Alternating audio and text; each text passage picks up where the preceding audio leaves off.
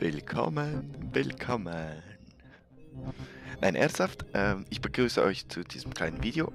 Ich möchte euch jetzt Perspective vorstellen. Das ist ein kleines Videospiel von DigiPen, einer US-amerikanischen Universität, die sich auf Videospiele spezialisiert hat und kostenlos dieses kleine Spielchen anbietet. Unter anderem auch andere Spiele wie zum Beispiel Void, aber darauf geht ihr jetzt nicht ein. Perspective ist ein Spiel, bei dem man ein wenig um die Ecke denken muss, und zwar buchstäblich. Und ja, ich glaube, ich zeige euch einfach mal, worum es geht und lasse das Spiel für sich selbst sprechen, wobei ich natürlich ein wenig kommentiere. Aber so viel zum Spiel, New Game und los geht's. Also ich brauche nicht mehr allzu viel zu sagen. Die 8-Bit Musik ist ganz klar, kommt von der Arcade-Ecke. So natürlich auch die Spielfigur, so ein kleiner Astronaut, mit dem man rumhüpfen kann. Der Klang des Hüpfens ist ganz klar auch aus dem Arcade-Bereich. Die Steuerung ist einfach, man steuert mit WASD, bewegt sich auf diesen blauen Flächen und meidet die Orangen. Wenn man reinläuft, stirbt man. Und das Ziel ist, um das Level zu schaffen, indem man durch diese Portale geht und fertig. Nächster Punkt, orange Bereiche meiden, immer noch das gleiche, ebenso nicht runterfahren, drüber springen, Portal rein, geschafft. Simpel, oder? Vielleicht werdet ihr euch jetzt fragen, what the fuck? Was soll dieses Spiel? Ich meine, wieso soll ich das überhaupt spielen? Der Punkt ist der,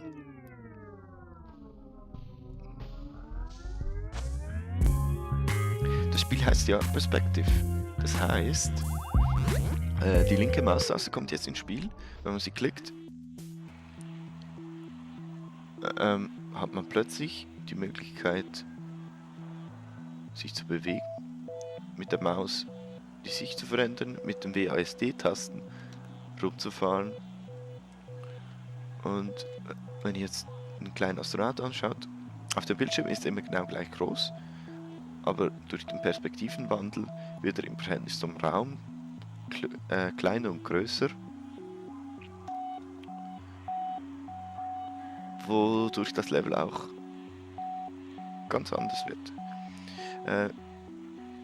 Zum Beispiel muss man jetzt diesen Bereich hier in der Mitte überwinden, und das kann man nicht einfach so mit einem Sprung, es wird relativ knapp, das schafft man nicht, oder es geht noch weiter weg, dann schafft man es ohnehin nicht. Also machen wir etwas anderes, und zwar bringt man diese beiden Zonen durch die Perspektive zusammen und plötzlich steht man auf der hinteren Wand. Das gleiche hier. Plum. Plötzlich steht man, wo man sein soll. Wir befinden uns jetzt in der, wie hieß sie noch gleich, in der Hub World, also sozusagen in der Zwischenwelt, wo man in die verschiedenen Level einsteigt, und ein Level hat die Gestalt so eines Arcade-Spielkastens. Das heißt, wenn man hier rauf geht und E klickt, kommt man ins Level hinein. Das Level ist, wie schon beim Tutorial, halt dreidimensional, ganz gleich aufgebaut. Man hat blaue Blöcke, man hat orange Bereiche und dieses Portal, das man überwinden muss, zu dem man gelangen muss. Hier wiederum, der Sprung ist nicht machbar, das heißt, man muss eine andere Möglichkeit finden. Weiter zurück geht nicht, näher geht auch nicht, weil die Perspektive dann auch nicht bessert. Also suche ich einen anderen Weg, und zwar diesen.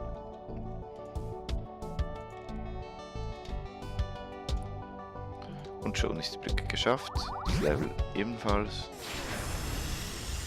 Und links geht eine Türe auf. Das heißt, man folgt den grünen Strichen, geht durchs Level, bumm, schaut sich die nächsten Spielkästen an. die grün hinterlegten, bei den grün hinterlegten heißt es, dass sie spielbar sind. Diese 3 hier sind noch nicht, sie sind grau hinterlegt. Das heißt, sobald man dieses Level geschafft hat, leuchtet diese graue Linie grün auf und die 2 neuen werden freigeschaltet. Sind alle 4 Levels geschafft, wird hier eine neue Türe aufgemacht und man kommt zum nächsten Level. Simpel. Also gehen wir rein. Compression Artifact.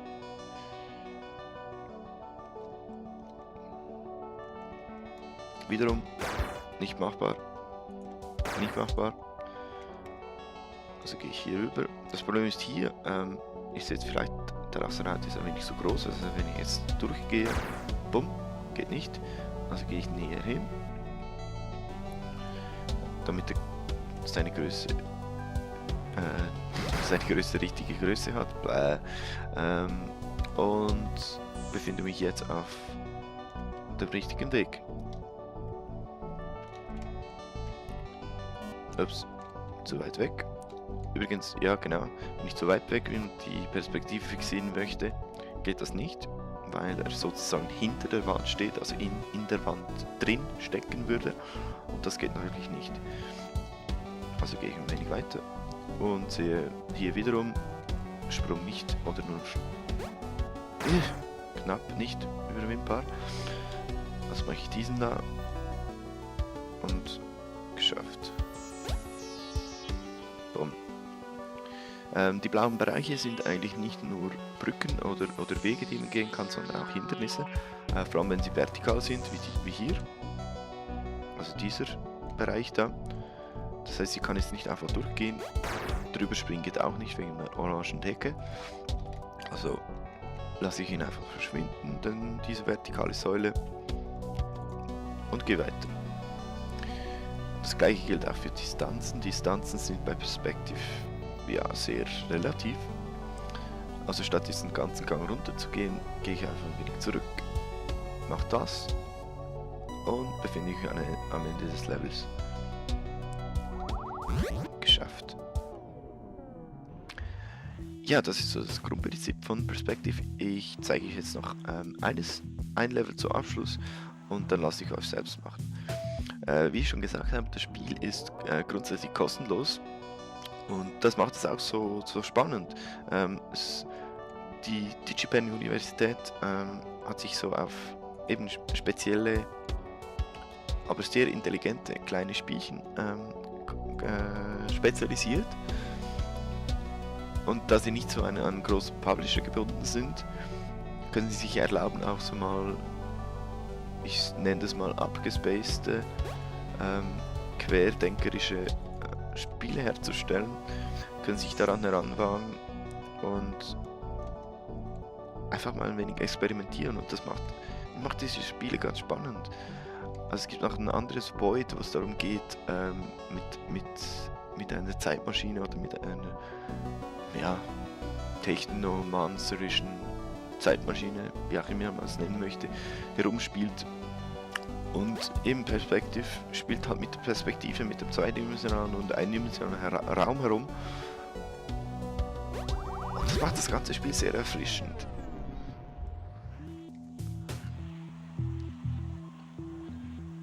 Also wie gesagt, ich kann es euch nur empfehlen.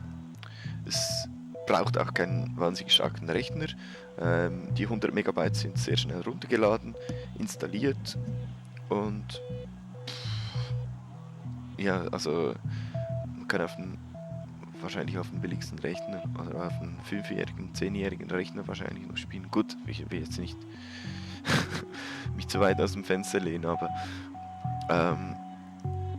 simpel gesagt, das Spiel ist einfach, es ist kostenlos, es ist klein und einfach spielbar, was die Rechenleistung angeht.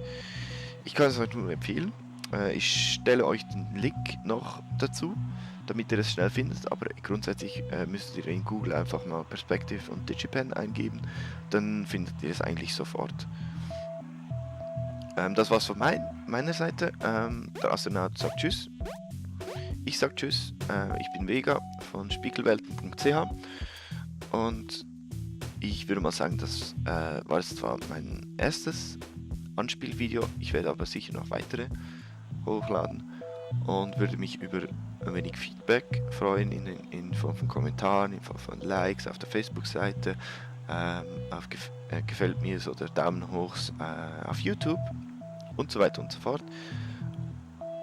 Und ja, wenn ihr jetzt noch unschlüssig seid oder das Spiel runterladen sollt, tut es einfach, es lohnt sich, das kann ich euch versprechen.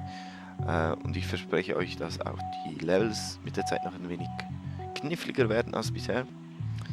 Also ein Grund mehr, um einzusteigen. Ja, das wäre es von meiner Seite. Nochmal tschüss und danke fürs Zuschauen und bis zum nächsten Mal. Tschüss.